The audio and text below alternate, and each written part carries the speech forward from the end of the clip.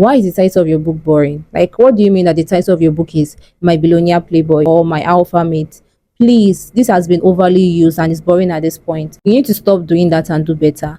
Hi guys, and welcome to Ghostwriting 101 series with Peace, part 6, where I educate you on everything ghostwriting. The body of your story is important.